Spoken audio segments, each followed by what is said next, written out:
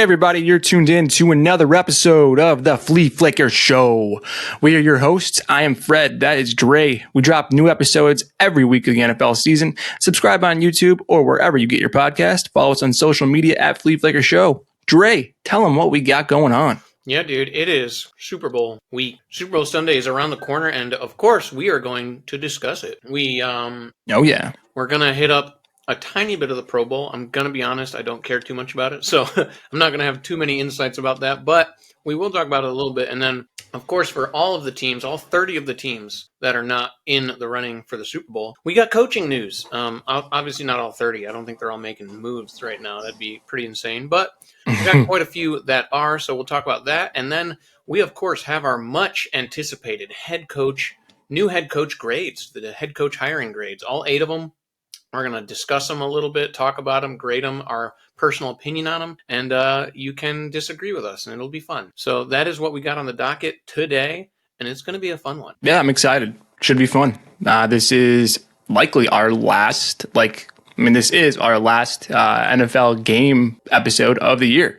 It's the big dance, so anything else we have coming out is just going to be off-season stuff or other sports. So just to try to stay in the game. But this is our last NFL game show of the season. So it's been a fun inaugural season, and let's just keep it rolling. Hell yeah, man. Do you want to just jump straight into the Super Bowl? Yeah, let's jump straight in. Let's just get that out of the way here. That's what everyone's thinking about. Not too many people give a shit about the Pro Bowl, especially since it's not an actual game anymore.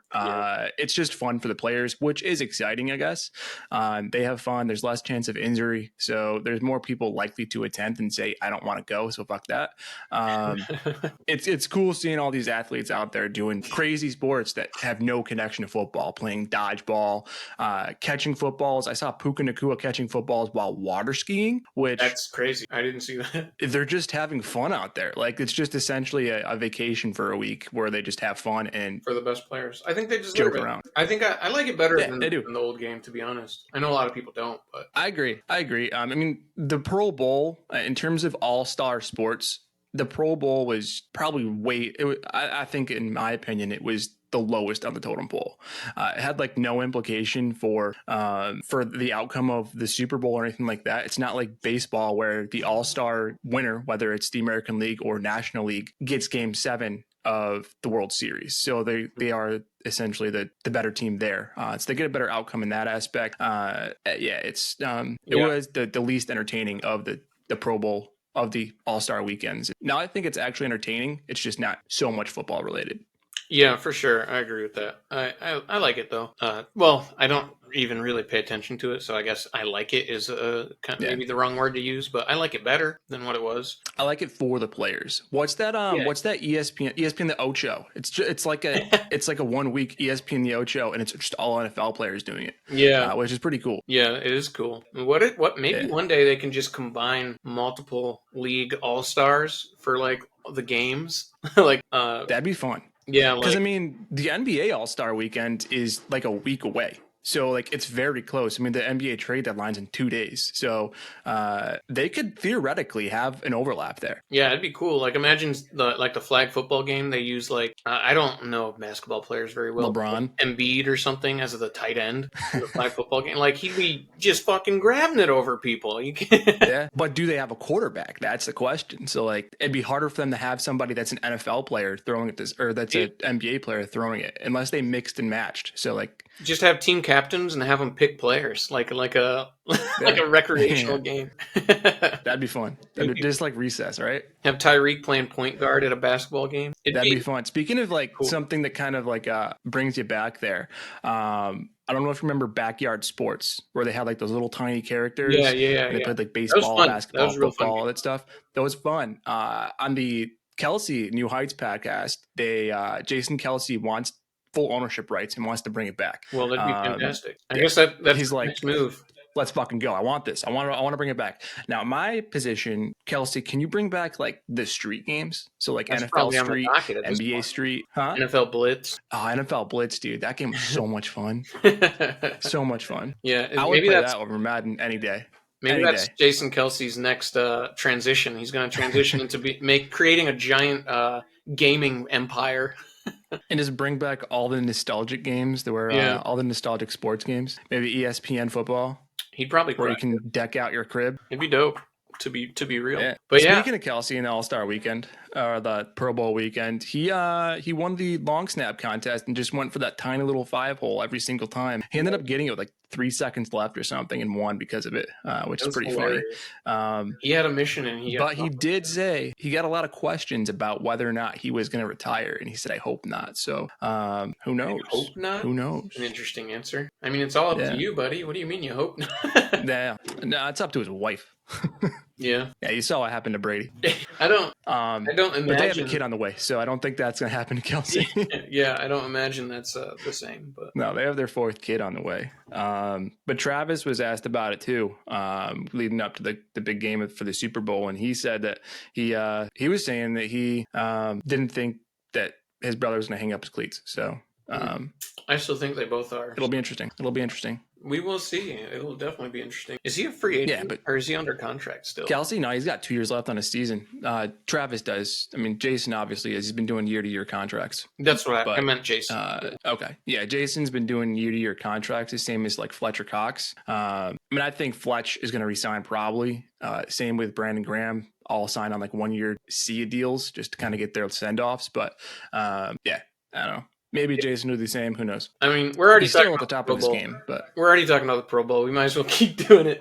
Baker Mayfield, the offensive player of the game, my guy, Baker, killed it in the flag football. You told me, I didn't even notice that, but he was also the most accurate, I guess, between it was like him and CJ Stroud in the competition or something like that. So it's pretty cool. It was him and CJ Stroud, and they both went for like the big ticket target at the end, and Baker already had it won, and CJ Stroud went for the big one just to try to seal a win himself and steal it from Baker, and he just missed it. I don't know if I said Stroud went for it to beat Baker. Yeah. But he just missed it, and then Baker for shits and giggles went out and tried to do the same thing, and he just missed it as well. But anyway, he won the accuracy contest, so good for him. Good for him. Do you know anything else about the Pro Bowl? I didn't really pay attention too much to it. Not really. I know the AFC team dominated in dodgeball. Derrick Henry was just slinging it at people's heads out there. He's a big guy. Yeah, not too much. I don't know too much else about it. Guys have fun. That's all that really matters. That's all that really matters. Good for them. Happy for them. I think they make a little extra money if they make the Pro Bowl too. So I think so. It's probably it's definitely built into contracts. You get like probably a bonus incentive. It's probably like $500K, a mil. I didn't pay something attention like to that. who replaced who in the Pro Bowl either. I guess Baker was one of them. Replaced. Yeah, Baker was one of them. Stroud was one of them, right? Yeah, Stroud was one of them. Oh yeah, he was. Yeah. He was a replacement. It's funny that 2 replacements ended up being the finalists in the accuracy contest, and then a replacement got MVP. Super Bowl Sunday, the Chiefs and the 49ers in Vegas with the 2020 rematch with Purdy, CMC, Ayuk, and Chase Young added to the 49ers. The Chiefs will be missing Tyreek Hill, but they added Pacheco. So seems like a stronger 49ers team and a weaker Chiefs team to me. But the Chiefs also didn't have the Swift Army supporting them last time, and you could argue the entirety of the NFL helping them out. You could argue it. Just saying, you could argue it. For this game, though, the 49ers, in my opinion, are better than the Chiefs in every category except for the pass game, of course, with Pat Mahomes and Travis Kelce. Which they're close, though, because the 49ers have their own slew of weaponry on offense. I would have said the 49ers would wipe the floor with the Chiefs, but clearly over the past few weeks, we've seen that the Chiefs are playing much better in the playoffs than they were in the regular season. Much better. Yeah. What do you think about the game? Yeah, I'm really on the same page that the better team here is certainly the San Francisco 49ers. I mean, they're better across the board. They have a better defense. I mean, both defenses are good. Both defenses performed well this year. So it's a pretty close matchup. But in terms of a complete defense, I do think the 49ers take that. And then offensive weapon wise, it's no competition. The only thing that they're clearly better at on the Chiefs side is Patrick Mahomes over Brock Purdy. Yeah. And the coach, I mean, Shanahan is a hell of a coach, but he's not Andy Reid. That is an area where, I mean, the 2 most important positions, head coach and quarterback, the Chiefs do have that advantage. And they are playing phenomenal football right now against two really good defenses. Despite the injuries that happened to both teams really this year, Baltimore and Buffalo had really good defenses, and both top 4 units. And the Chiefs seemingly tore them apart, except the Ravens. They only scored 17. But they came in with W's, and it's the Chiefs defense that has been stepping up. This could be a situation where the 49ers have too many weapons for the Chiefs defense to really hold them at bay. But you can never count out those Kansas City Chiefs. You can never count out Mahomes. You can never count out an Andy Reid-led team. So this should be a really close game. Yeah, I would agree with that. I think Travis Kelce will undoubtedly be a big factor in this game. Pacheco and Rashee Rice are going to be utilized. Although I do feel like the 49ers are, in my opinion, I think they're going to try to quell the run game from helping Mahomes and the pass game getting moving. So I think they're going to be trying to corral Pacheco in this one. And they are top 3 run defense in the league. So yeah, they are. But I mean, so were the Lions. So I don't know. Last game in the conference, I was clearly wrong when I said the run games were going to be stopped. So maybe I'm wrong here again, but I think that's what they're going to try to do. Make Pat Mahomes win it with his arm, with no help, basically, which is dangerous because he's done it before. Which he's done. Yeah. Plenty of times. Dude's a magician. Yes. He's making his case to eventually at the end of his career go down as possibly the best quarterback to ever play. He's just got to get those ring statuses like Brady has. And Mahomes is becoming the villain. And he said that he embraces it, being the villain to other fan bases. But the villain's a tough role to have and to wear it gracefully. So I certainly think that villain role may weigh on him a little bit because he's not on a team where the team itself is inherently evil, the evil empire, I guess. Whereas the Patriots, it was just the environment that Brady was in there. Brady was made to be the villain, but so was the team. And if Mahomes is the villain on a likable team, that's a little bit different of a narrative. Yeah, I would agree with that because it's hard. It's kind of hard to hate on the Chiefs just because they're fun. Mm-hmm. But yeah, Mahomes and Travis Kelce lately have been changing it for people, especially like me. It's been hard to root for them lately. Yeah, especially Mahomes. Travis Kelce, I have a soft spot for Kelce because of his brother. Being an Eagles fan, Jason Kelce he's going to be just celebrated and remembered forever in Philadelphia. So I naturally have a soft spot for the Kelce family. That being Travis included. But you got to wonder, is the whole Taylor Swift relationship, is it getting to Travis' head? Is he getting more of an ego because he's with the biggest star on the planet? Maybe. That could be part of it for sure. Who knows, really? Yeah. We'll see what happens in the Super Bowl. Are they going to be dicks in the beginning again like they were to the Ravens? Who knows? We'll see. Yeah. For the 49ers, though, I want to talk about them too. So Brock Purdy had a few drives against the Lions where he made some questionable decisions. And I'm kind of nervous that in the large pressure of the Super Bowl against the Kansas City Chiefs, I am nervous that he could flop under the bright lights with the Chiefs pass rush bearing down on him like they did to Lamar 2 weeks ago now. But luckily for him, he does have McCaffrey, who's going to be huge, of course, in his first Super Bowl ever. I don't imagine anything being able to stop him from having a great day. Speaking of McCaffrey, did you see the routine that his dad would have him on in high school? No. Where he would on his Fridays when he had a free period, his dad would pick him up and have him take an IV so that he was hydrated for his football games. It sounds like rich person activities. Yeah. I'm like, what? Are you kidding me? He was like, he would have him basically conserve every little bit of energy. So he'd be like, when you eat, don't eat something that's going to cause too much energy. Don't eat an apple. You use too much energy eating it. Don't do this. Don't laugh too much. You'll use too much energy. Whoa, that's pretty crazy. Yeah. I don't know about all that. Really micromanaged all of it so that he could conserve as much energy as possible for the game day on Friday Night Lights. That is wild. guess it worked out for him, but like, did he have a childhood? Is I now a guess. question that I Yeah, bring to mind.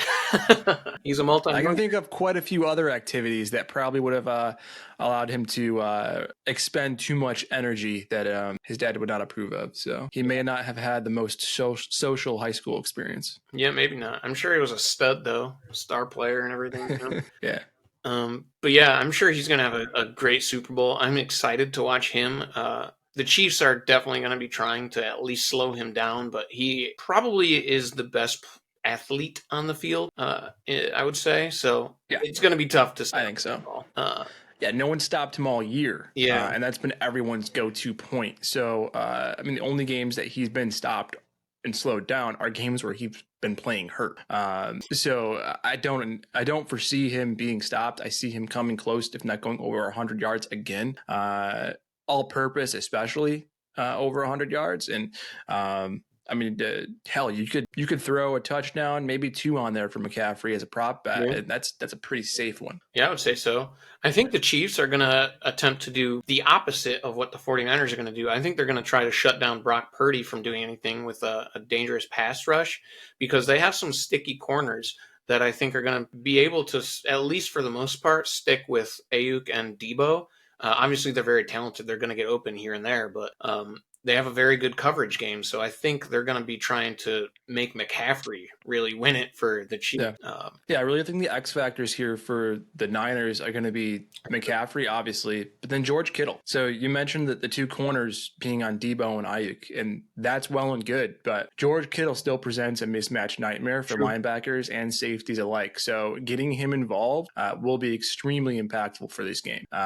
Again, on offense, there's only a couple people that are really impactful for the Chiefs. You got Kelce, who's playing out of his mind in the playoffs, and you got Rashee Rice and Pacheco. So it's which ones are you going to take away? The 49ers defense certainly has the ability to take away multiple pieces there. Yeah. Will Kadarius Toney be playing? I don't think so. I haven't looked it up though. But I kind of hope he does because I think he would make a horrible mistake in the Super Bowl. Yeah. I know that they've had a lot of trouble. I don't see the Chiefs starting him, playing him at all in this game when they haven't played him all playoffs. Yeah. And you heard it from his mouth himself. He's healthy. They're just not playing him. And it's like, okay, everyone knew that guy. Exactly. Everyone knew that. You're just the last one to join in on the joke. Yeah. What's up? Literally, this is exactly what happened with the Giants before they traded him to the Chiefs. Like literally, because so maybe we had him on the bench with an injury. He's a free agent, right? He might have another year because he was a rookie 2 years ago, wasn't okay. This is his second year on the Chiefs. He had 2 years on the Giants. He was a first-round pick, though, so he has his 5th-year option. But I doubt they picked it up. So no, they're not going to pick that up. Yeah, so he probably is a free. Either way, I think he's on the Chiefs. But yeah, either way, I think he's done for for maybe his career. I think someone will try to give him a chance, but I could see like maybe the Dolphins. Yeah, I could see the Dolphins. It's got to be. I could see maybe the Dolphins because he has a lot of athletic talent. So it's a fast-paced offense. They do love speed. So I could see him possibly in the Dolphins and Mike McDaniel's trying to awaken his career and get whatever talent that he does have, kind of tap it out of him. Honestly, he would probably be a really good third option for the Dolphins after Reek and Jalen Waddle, as long as he can figure himself out, because he's his own worst problem. But anyway, enough about Kadarius Toney. Yeah, I think this game, it's going to be really fun, really exciting, and it's going to be a great game. Great point with George Kittle. He's probably, I feel like the quick game is going to be happening a lot. And Kittle's going to get some inside routes, maybe a few curls or something quickly. And McCaffrey's probably going to be a big in the pass game as well. And I think there's a good shot that we don't get a quarterback MVP in this one, to be honest. I think McCaffrey or Kelce have a very good chance of being the MVP. I think you're right there. And I think if Kelce has a good game, they're going to want to give it to him just because of the media uproar that would happen. Yeah. So when's the last time a non-quarterback won Super Bowl MVP? That's a good question that I haven't looked up. Well, I know Cooper Kupp. So 2021. Oh, Cooper Kupp did get it, huh? Okay, definitely him then. Yeah. Definitly him. Yeah. He won. That was 2021, right? Yeah, I think so. Yeah. Cooper won it. Good old Coop. When's the last time a running back or tight end won it? Ooh, ever? Great question. Has a tight end ever won it? You should look it up. A tight end has never won Super Bowl MVP. Oh my god. Yeah. The Chiefs are going to win. He'd be the first. The Chiefs are going to win because they want Kelce to be it. Chiefs are going to win. That's poor. Chiefs are going to win. Like we said it before, What about the running narrative, back? Chiefs are going to win. And then Travis Kelce is going to propose to Taylor Swift at the 50-yard line under the confetti. There you go. Storybook ending. Gross. Yeah, I'm picking the 49ers, though. We haven't made our picks yet. I'm picking the 49ers. I don't care about the story. It's got to be the 49ers. Yeah, it's the interesting thing though. Kirk Cousins, a team that's lost to Kirk Cousins, has never won a Super Bowl. So they did lose to Kirk Cousins this year. So can they spell that? The last running back to win Super Bowl MVP was Terrell Davis. When the Broncos won back in the day. So it's been a while for both. It's been a while for running back, and it's never been tight end. So CMC could certainly do it, though. I think he's gonna. I'm going to say in this game, like I'm rooting for, like I told you, monumental for our podcast because, I'm swallowing I'm swallowing my pride here, and I'm rooting for the 49ers in this game. Even though Debo pisses me off, I'm rooting for the Niners, but I do think at the end of the day, it's going to be the Chiefs. So are you picking the Chiefs? I just feel like it's going to be the Chiefs, so I'm picking the Chiefs. Yeah, I kind of have a gross feeling that it might be the Chiefs too, but I'm still going to stick with the Niners. I think they should win it. Yeah. But, I thought the Ravens should win. For sure. I think they should win it. They're the better team. They're certainly the better team. They should win it. I mean, the Chiefs probably shouldn't even be here, but for whatever reason, they are. So I'm going to go with them just because. I mean, Travis can still propose under red confetti. I mean. Yeah, it's all the same colors. It's red. It's gold instead of yellow, but then white. So it's red, white, and a shade of yellow. There you go. They don't really change much. All right, so we might be crying for different reasons, but so we split on the Super Bowl. That's fun. I can't believe you picked the Chiefs, but yeah, it makes sense. I think it's 50-50, really. It should be a good Super Bowl. It should be a good game. Halftime show. We've talked about it a little bit already, but Usher. We got early 2000s Usher, baby. Has he made music lately? I think does he have a new album coming out for the Super Bowl? I'm pretty sure that he's had like free shows. Like there was a concert in Philly and it was a free concert. Really? That's crazy. Yeah. How's he making money? I guess maybe he doesn't need it. He was made so much. Yeah. So My Boo is going to be playing at halftime. That'll be fun. My Boo, Confessions. The king of R&B. Maybe he gets some Lil Jon in there and does Yeah. Ooh, will Lil Jon show up? That'd be nice. That'd be fun. That'd be pretty cool. I would like that. Yeah. I know you wanted to touch on like a little bit more on the coaching hires, right? Kind of grade those a little bit. Yeah, before I hit the grades, I want to go over coaching news though, because some of the grades are going to be in the news because we didn't go over it last time. Yeah. That was the Super Bowl. We split. Let's hit coaching updates. Seahawks hire Ravens defensive coordinator Mike Macdonald as their new head coach.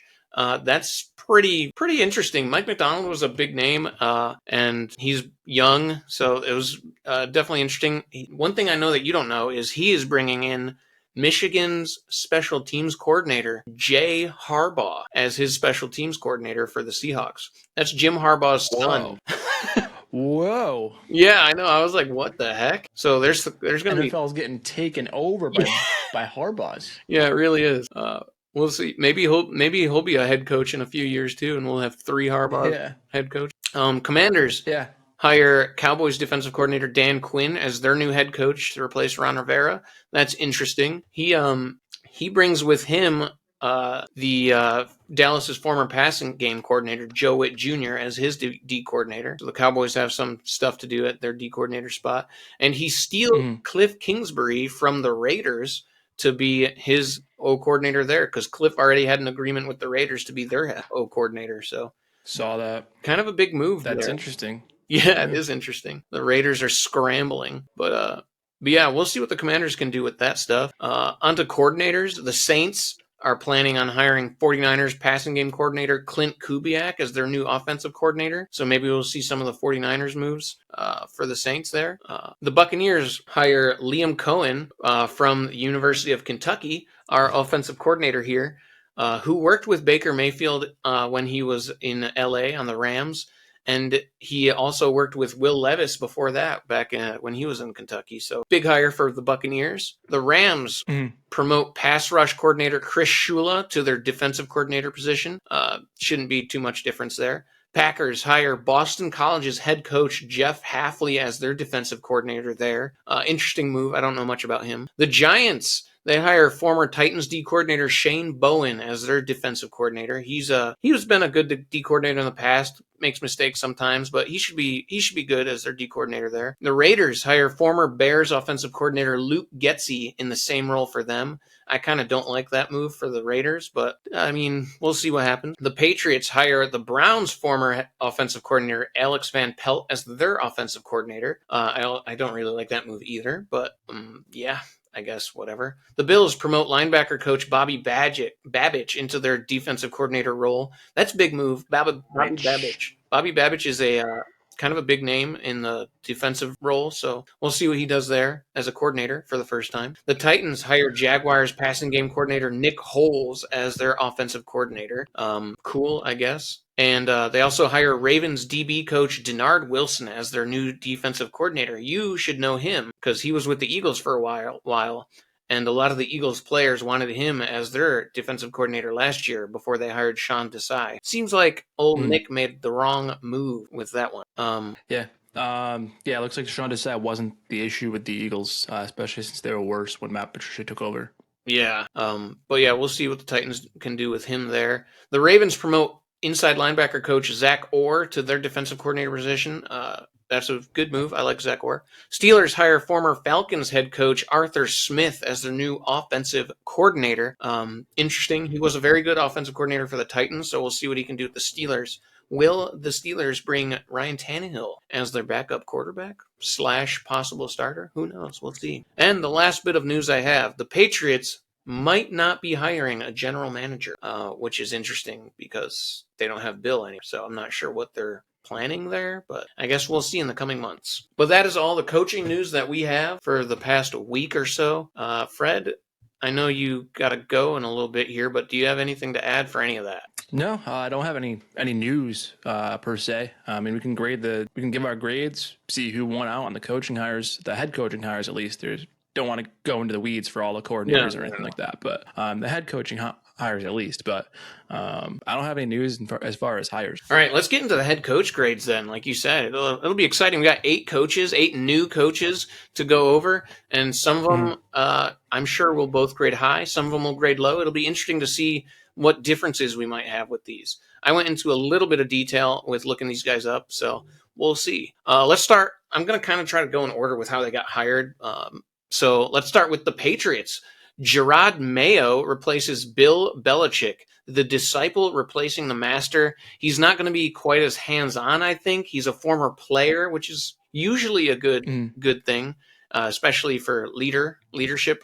Their offense, though, I think might be a big question mark because he is a defensive coach, and they're bringing in the Browns offensive coordinator, who, I mean, I don't really have too much faith in, to be honest. I don't think he's going to really change all that much with the Patriots, record-wise at least. So I think it's like a meh hiring. I put it as a C because I don't know, maybe C+. I don't know. I'm not like overly excited about it. No, I'm pretty on board there with what you're saying. I mean, Mayo, I think, certainly changes the culture there a little bit. Maybe not necessarily so much of a dry come in and do your work, get out kind of culture. I think it brings a little bit more energy, which should be fun. I mean, maybe that puts it up into the B status because guys will have a little bit more fun. But at the end of the day, he's replacing one of the greatest coaches of all time. Big shoes. And what was that? Big shoes to fill. Oh, yeah. He has definitely big shoes to fill. I don't think that it's necessarily a bad hire, but I do like it to a degree. I agree that it's a C range is probably good. It's not a fail, but it doesn't instill a ton of confidence for you. It doesn't say he can take this team to the next level.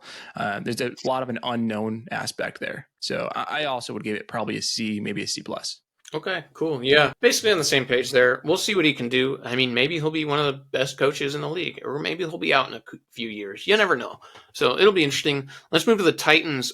Brian Callahan was hired to replace Mike Vrabel for the Titans. Brian Callahan coming from the Bengals, Joe Burrow's teacher over there, the O coordinator. He's a younger offensive guy, which is good for this day and age. So I think that's a good plus. The thing is, though, Vrabel was a great leader for the Titans. He was a strong coach, and will Brian Callahan be able to be the same kind of high-level leader?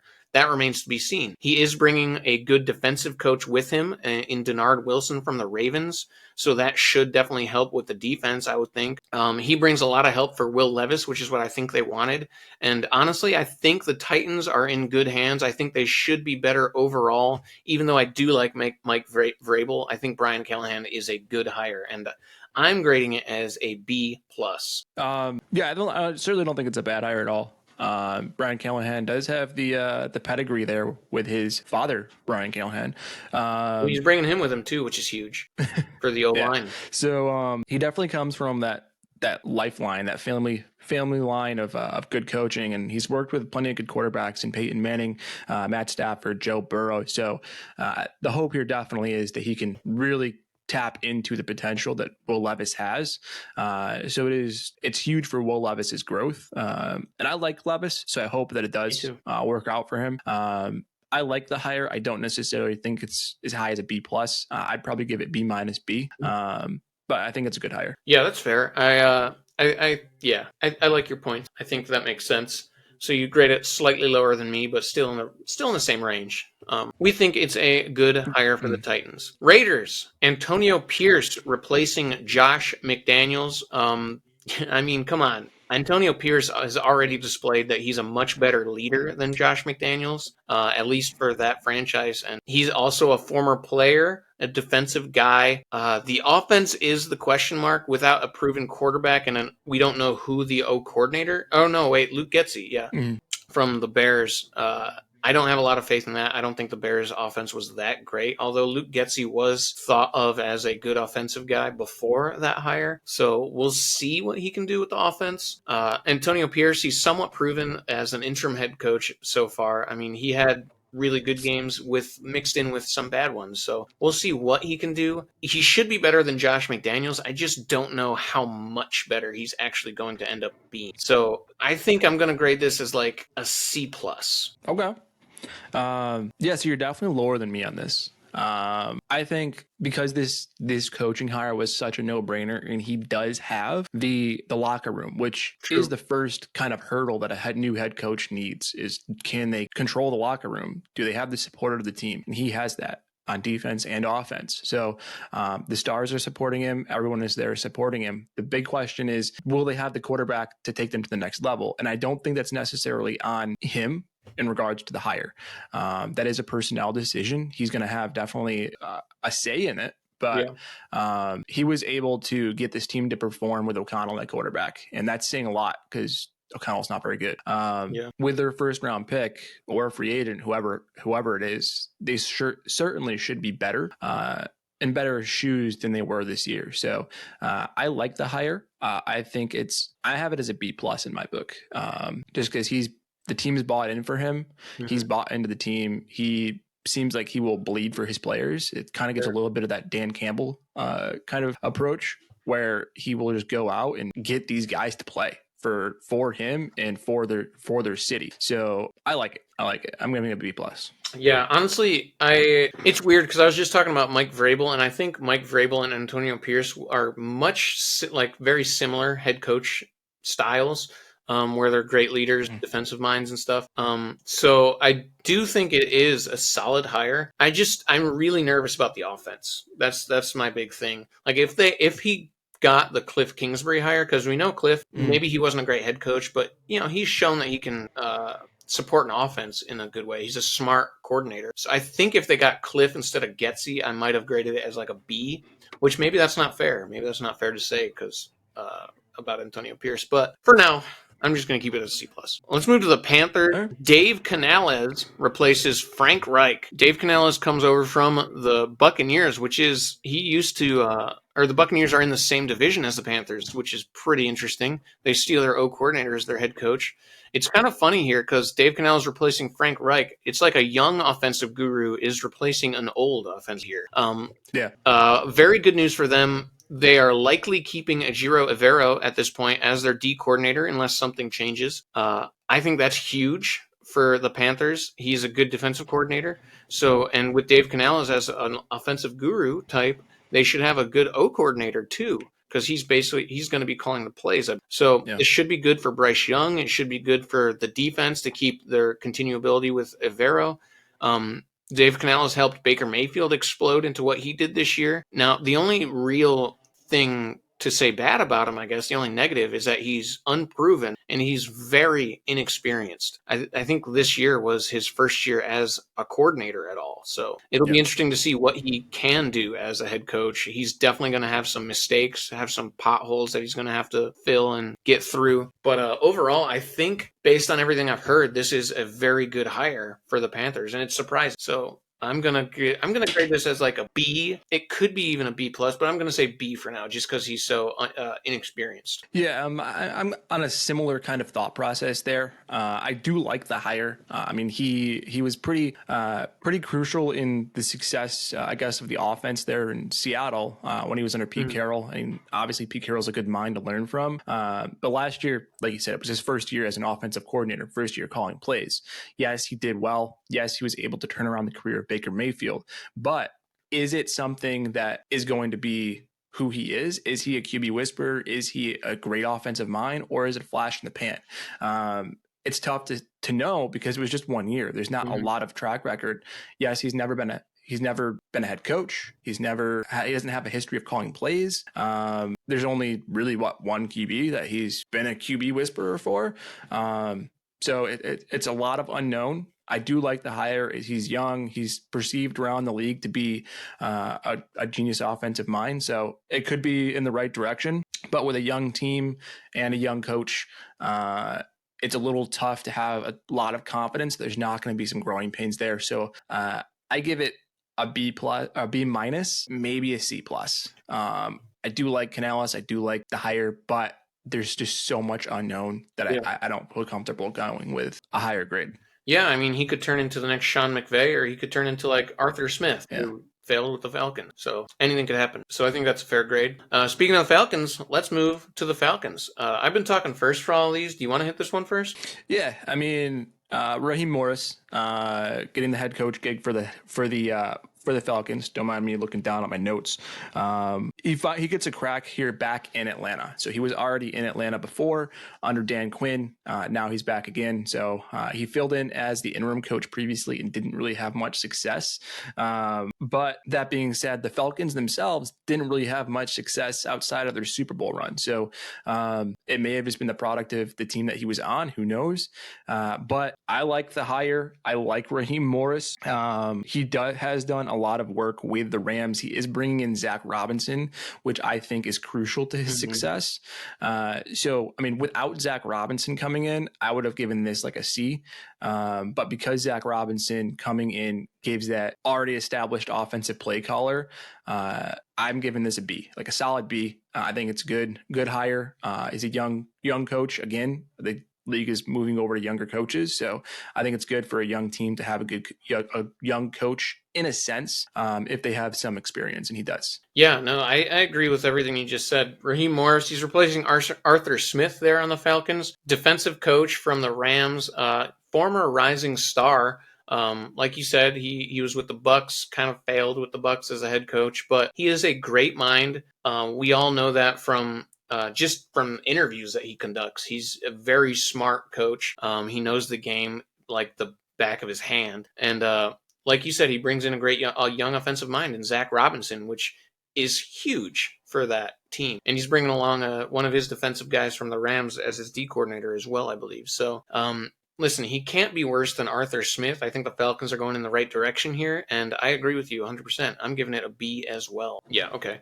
Chargers, Jim Harbaugh is replacing Brandon Staley. He's a legendary coach, offensive wizard. Justin Herbert's going to be much better. Highest win percentage in the league already. Former coach, wins everywhere he goes, brings a great college D coordinator with him, instant playoff threat, A+ all day. Yeah, I definitely think this is out of the park hiring. Like everyone, he was the hot commodity that everyone wanted. Everyone wanted Harbaugh, and they got Harbaugh, and it's going to be crucial. It's going to be huge for the development of Herbert. You could see Herbert not only, I mean, he's perceived as a top 10 QB now. You could see him right there in the top 3, top 5. He'll be in the conversation of Burrow, of Josh Allen, of Mahomes as one of the top QBs in this league under the leadership of Harbaugh. And I think it's an amazing hire. A+. A+. Seahawks, they hire Mike Macdonald, a Ravens D coordinator, to replace Pete Carroll. A young defensive star coach is replacing an old defensive legendary coach. Honestly, I like the hire. I like Mike Macdonald. I think he's smart, and he'll be a good coach. But I just feel like Pete Carroll kind of would have still been fine as the coach here. So I don't know. Because of Pete Carroll being the guy he's replacing, I think I'm just going to give it a B, to be honest. Yeah, I mean, I think a B is a solid grade. He is replacing a legendary coach. So that's always tough to do. So that's going to be a peg down just because of that, because you have tough shoes to fill. You're in a city with high expectations, a team that has a good roster right now and wants to win now. So I do think the hiring here kind of wants them, the organization wants to kind of get back to their Legion of Boom identity, where they want to have that strong defense again. And Mike Macdonald had the tutelage there under Harbaugh in Baltimore, and he also was under Harbaugh in Michigan. So we learned from both Harbaugh brothers in terms of taking over the league, how to be a good coach. Yeah. So I think it's a good hire. I think a B is a fair grade, and that's what I'm giving it as well, a B. Bam. We're on the same page. Last team, Commanders. Dan Quinn is replacing Ron Rivera. Not who they wanted, which is big. Highly coveted. Dan Quinn was highly coveted until the playoffs when the Cowboys collapsed. Defensive former Super Bowl losing head coach, replacing a defensive former Super Bowl losing head coach. Honestly, I kind of like the hire. I like Dan Quinn, but it's just weirdly redundant that he's replacing Ron Rivera. It's like the same coach, really. Yeah. So I don't know. C+.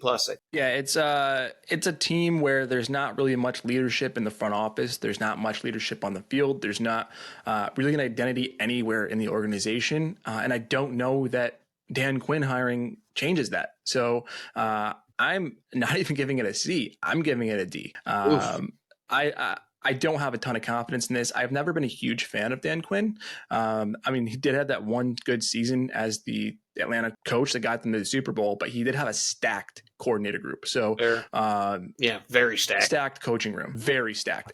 What was it? 5 at the head coach. 5 coaches there are now head coaches in the league. So was